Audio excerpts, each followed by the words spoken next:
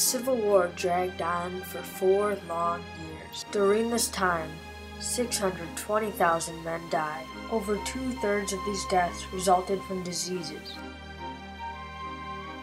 There were 6 million cases of disease in the Union Army alone, which meant that on average every man in the Union Army was sick at least twice. The main cause of this was the surgeons' lack of understanding about infection. There were no antiseptics, and there was little effort to maintain sterilization during surgery. Due to a frequent shortage of water, surgeons often went days without washing their hands or instruments, passing germs from one patient to another. Minor wounds could easily become infected and then fatal. Another cause of disease was the shocking filth of the army camp itself. Most camps were littered with refuse, food, and other rubbish, sometimes in an offensive state of decomposition. Heaps of manure and offal were often found near the camp. As a result, bacteria and viruses rapidly spread through the camps. In fact, more than 99.5% of men eventually contracted chronic diarrhea or dysentery during the war. Another contribution to disease was the fact that recruiting processes allowed under or overage men and those in noticeably poor health to join the armies on both sides. By late 1862, some 200,000 recruits originally accepted for service were judged physically unfit and discharged, either because they had fallen ill or because a routine examination revealed their frail condition. The hardest hitting diseases were dysentery, measles, smallpox, pneumonia, malaria, and typhoid fever. Camps populated by young soldiers who had never before been exposed to a large variety of common contagious diseases were plagued by outbreaks of measles, chickenpox, mumps, and whooping cough. Typhoid fever alone was responsible for 1/4 of non-combat deaths in the Army.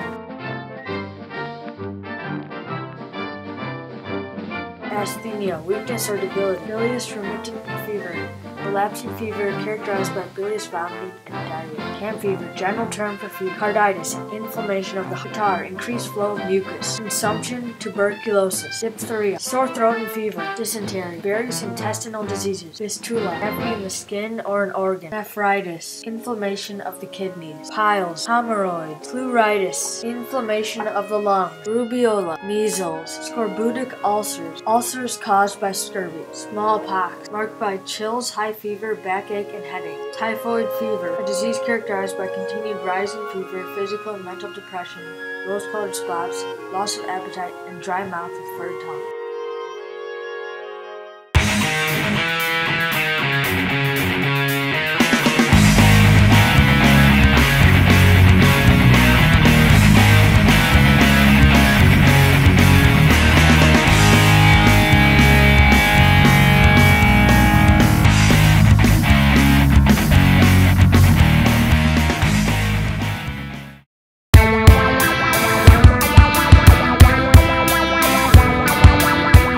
There were about 80,000 uses of anesthetics during the Civil War. Chloroform alone was used in 76% of those cases. Administration of the anesthetic to the wounded soldier was done with a piece of paper in the shape of a funnel and a sponge suspended inside of it.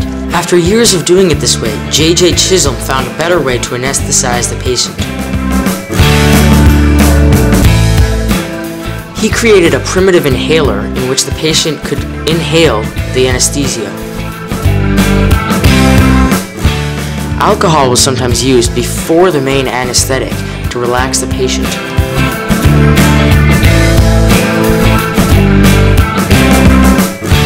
Administering a drug before the main anesthetic was common, but the names of the drugs are unknown.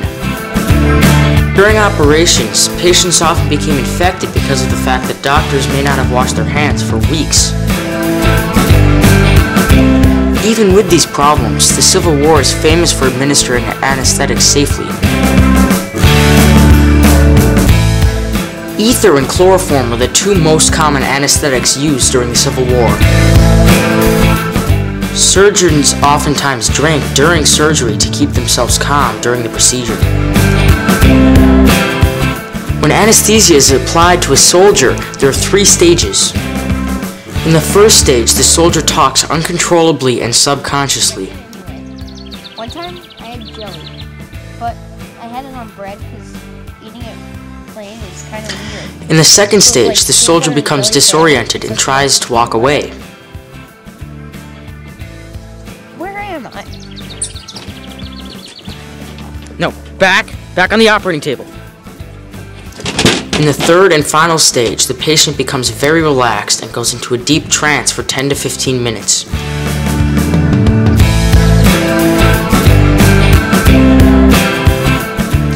Even with the questionable methods, soldiers rarely die from anesthesia alone. When the patients wake up, side effects can include delirium, excitement, or vomiting.